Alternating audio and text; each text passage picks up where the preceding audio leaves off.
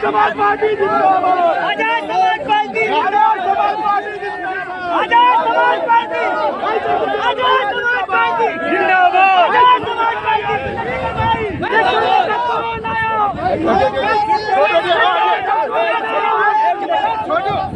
अगर हम लोग मिलके सब लोग और आपकी जिंदगी में कुछ बदलाव नहीं कर पाए, इन परेशानियों को खत्म नहीं कर पाए, तो तमाम आंदोलन का क्या फायदा। तो डटो, मेहनत करो। मैं आपको एक ही भरोसा दिला सकता हूँ, स्वाभिमान सम्मान का जीवन और जो मूलभूत सुविधा जिसमें संविधान ने हक दिया है, वो इसी बार अगर आपने ताकत दी तो 27 में आपके फर्स्ट पैरों में लाकर डाल दूँगा। इस बात का आपको सुन भी देना पड़ा, खून का कतरा कतरा लुटा दूंगा, कभी आपको अकेला नहीं छोड़ूंगा। मेरे से याद रखना मेरी बात।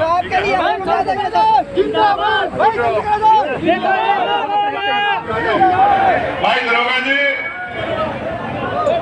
आराम से।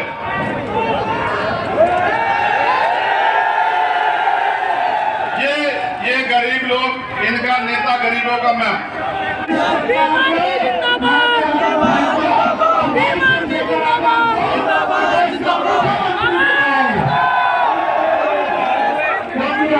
जिससे भी पीछे के साथी भी मंच की ओर अपना ध्यान केंद्रित कर सकें। साथियों, लड़ाई क्या है सब जानते हैं। मैं अपनी बात 26 और मैं ये भी जानता हूं कि आप सुबह से भूखे प्यासे यहां बैठे हुए हैं। इन सब बातों के बीच बाबा साहब अम्बेडकर हंसते और कहते हैं कि मैं जान किसान है। तुम डराओगे तो शायद छोड़कर भाग भी सकता है, तुम धमकाओगे तो धमक भी सकता है। इसमें किसी और का शासन कभी होगा नहीं। यहाँ के दलित आदिवासी पिछड़े मुसलमानों का शासन ये तय आपको करना कि आपको किस ओर चलना। पिछले 10 सालों से लगातार भीम आर्मी के लोग अपनी कुर्बानियां दे रहे हैं। किसी बेटी के साथ गलत हो तो लड़ते हैं, किसी प्रतिमा की मूर्ति को तोड़ा जाए तो लड़ते हैं, किसी भाई के साथ गलत हो तो लड़ते हैं, चीजों को रोक देना चाहते हैं।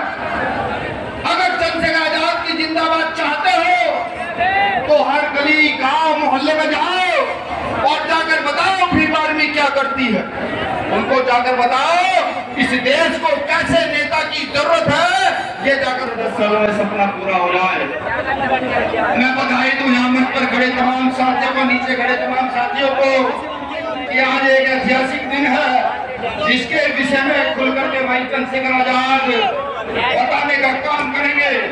आज ही के दिन सरोपा भेंट करके और करवाऊं पूर्व deputy SP cancer Pal Singh ji को। कैंसर पाल सिंह जी आए,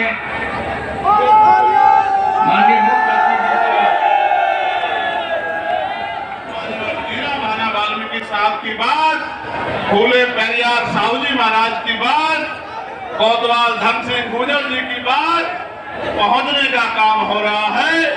मैं इसके लिए पूरी पार्टी के नेताओं का आभार प्रकट करता हूं। इस मंच पर उपस्थित आजाद समाज पार्टी के राष्ट्रीय नेतागण, प्रदेश के नेतागण, अनुशासन समिति के साथियों, मिशन 78 के साथियों, और यादव, बाबू जगदेव प्रसाद कुशवाहा, जननायक कपूरी ठाकुर, महामना रामसु वर्मा, चौधरी महाराज सिंह भारती, सर छोटू राम, मान्यवर दीना माना वाल्मीकि और मान्यवर काशी राम साहब को नमन करता हूं। सामान्य साथियों, ये मेरठ की वो क्रांति रहा है जहां 1857 का गदर, 1857 की क्रांति इसी मेरठ की धरा से शुरू होने का काम किया और कोतवाल धन सिंह गुर्जर और माता देवी वाल्मीकि जी ने उसका नेतृत्व कर पूरे भारत की गुलामी की बेड़ियों को काटने का बिगुल इसी मेरठ की धरती से बजाने का काम किया। हालांकि उनके कोतवाल सिंह धन सिंह गुर्जर को, इनके इतिहास को, उनके बलिदान को, मेरठ के संघर्ष को दबाने का काम किया आपके इस भाई ने पार्लियामेंट में उसे महापुरुष जिसने बलिदान का इतिहास लिखा। सामान्य साथियों, नौजवानों का जो जन सैलाब में देख रहा हूं, मैं मानता हूं बड़े बड़े सत्ताधारियों का तख्ता पलट करके रख देगी, वो दिन अब दूर नहीं है।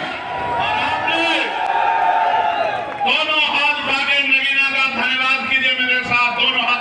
आप समझते हो क्या होता है नौजवान कभी गैर जिम्मेदार नहीं होता, उसके कंधों पर जिम्मेदारी होती है अपने परिवार की, अपने क्षेत्र की, अपने प्रदेश की, अपने देश की। उसके सीने में आग होती है, राष्ट्रवाद की आग उसके सीने में होती है।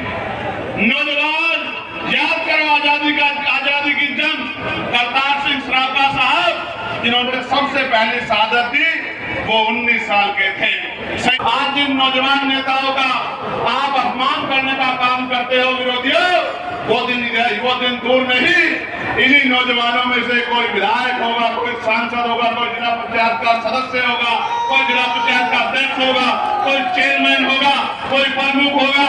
जिस दिन इन जनता ने जिस तरह मेरे सर पे हाथ रखा है, मेरी बात पे पहरा देके इनके सरों पे हाथ रख दिया, वो दिन दूर नहीं कि इन गरीबों की तरफ आग उठाने वाला ज्यादा दिन तक चैन की जिंदगी नहीं जी पाएगा। उसको मिट्टी में मिलाने का काम आपकी संवैधानिक ताकत करेगी। मेरी बात को आप याद रखना। अब वो समय बदल गया है, समय बदल गया। हालांकि आप ये भी समझो, हमारी लड़ाई धर्म की नहीं है। सरकार झूठे राष्ट्रवाद की बात करती है। अगर ये भारत अखंड भारत बना है तो सम्राट अशोक के समय में बना है, जब इसकी सीमाएं अफगानिस्तान तक थी, ईरान तक थी। अगर ये दोबारा कभी अखंड भारत बना है तो ये डॉक्टर बाबा साहब अम्बेडकर के संविधान की वजह से बना है, जो संविधान आपको और मुझे बराबरी का अधिकार देता है। सामान्य साथियों, जिसे जिसे ये विरोधी गिराने का काम करेंगे, उसका हाथ पकड़ के हम उनको उठाने का काम करेंगे। आप ये देखो, लड़ाई धर्म की नहीं है, लड़ाई राष्ट्रवाद की नहीं है। लड़ाई अगर इस देश में है तो रोटी कपड़ा मकान की। क्या आज आप सब लोगों को खाने के लिए अच्छा भोजन, पीने के लिए साफ पानी, पहनने के लिए अच्छे कपड़े और रहने के लिए पक्की छत मिली है? आप सरकार किसको कहती है कि हम 80 करोड़ लोगों को सस्ता राशन देते हैं? ये 80 करोड़ लोग कौन है? मुझे बहुत जिम्मेदारी से कहना पड़ेगा, ये 80 करोड़ लोग इस भारत के मूल निवासी हैं, इस भारत के बहुजन समाज के लोग हैं, इस भारत के दलित, पिछड़े, मुसलमान, आदिवासी और अन्य धर्मांतर समाज के लोग हैं, जिनको आप अपनी व्यवस्था में आज भी गरीब बना के रखना चाहते हैं। जोर से बताओ, बनाओगे नहीं बनाओगे? विरोधियों को मुंह तोड़ जवाब दोगे नहीं दोगे? देखो, मानवर काशी राम साहब ये कहते थे कि तमन्ना अगर सच्ची हो तो रास्ते हजार होते हैं, तमन्ना अगर झूठी हो तो बहाने हजार होते हैं। भाई दरोगा जी, आराम से।